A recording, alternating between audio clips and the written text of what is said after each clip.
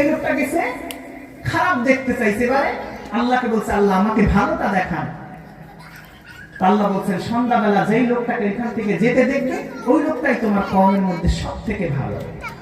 হযরত মুসা আলাইহিস সালাম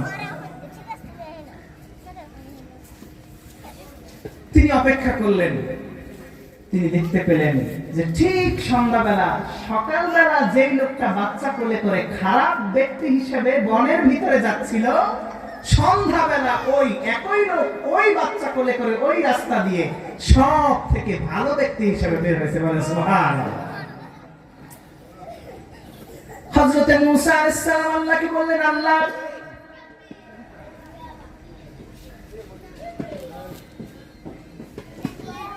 আমাকে সকালে দেখাইলেন যেই লোক সব থেকে খারাপ, সব থেকে গুনাহগার, সন্ধ্যাবেলা ওই লোকটা আবার কিভাবে সব থেকে ভালো হয়ে গেল আল্লাহ কিছুই বুঝলাম না।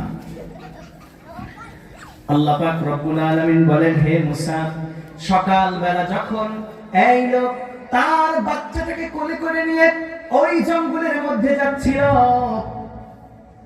বাচ্চাটা তার বাবাকে জিজ্ঞেস করেছিল, আব্বা আমাদের সামনে যে জঙ্গলটা দেখতে পাচ্ছি এই জঙ্গলই কি সব থেকে বড় নাকি এর থেকেও বড় কিছু আছে? বাবা বলল এই জঙ্গলের থেকেও অনেক বড় কিছু আছে।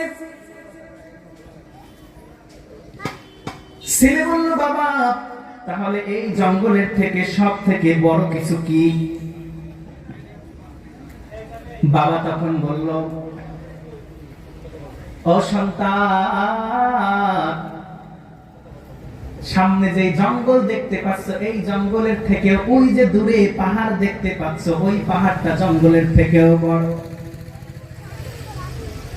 ছেলে আবার জিজ্ঞেস করল, ও বাবা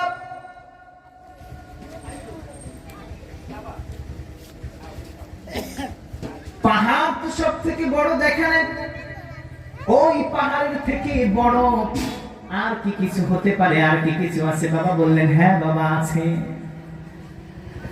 বাবা বললেন, সন্তান বললেন, বাবা ওই পাহাড়ের থেকে বড় কি হতে পারে?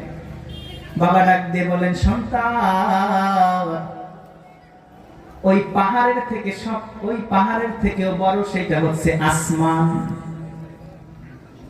সন্তান অবাক হয়ে গেল, বাবাকে আবার জিজ্ঞেস করলো, বাবা ওই আসমানের থেকে বড় কিছু কি হয়?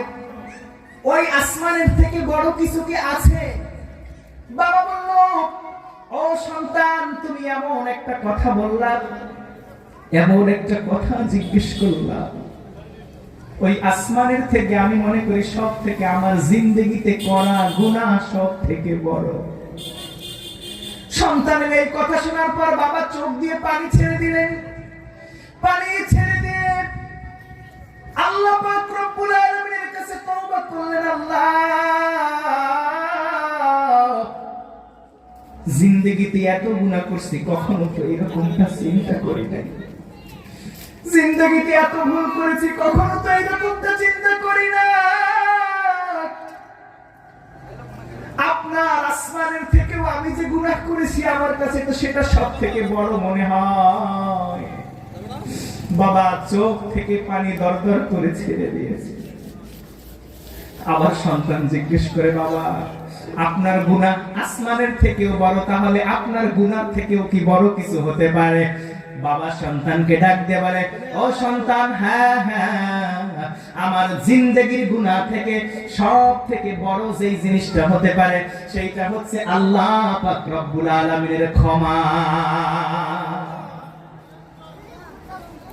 সবাই পড়েন সুবহানাল্লাহ। সেইটা হচ্ছে আল্লাহর ক্ষমা। এখানে আল্লাহ বলছেন আল্লাহ গফুরুর রহিম। আল্লাহ মুসাকে ডাক দিয়ে বলে, মুসা তুমি ওই বান্দাকে দেখেছো খারাপ, আবার ওই লোকটাকে দেখেছো ভালো। কারণ ওই লোকটা তার সন্তানের প্রশ্নের পরে যেই কথাটা আমি আল্লাহর কাছে এমন ভাবে তার গুনার জন্য পরিত্রাণ চেয়েছে, এমন ভাবে তওবা করেছে, আমি আল্লাহ তার গুনাহ ক্ষমা না করে আর পারি নাই। ও মুসা সকালবেলা যেই লোকটাকে তুমি সব থেকে খারাপ হিসেবে দেখেছো, এই জন্য আমি আল্লাহ তার জিন্দেগির গুনাহগুলো তার তওবার কারণে ক্ষমা করে তাকে আবার সব থেকে আমলদার বান্দা হিসেবে কবুল করেছি।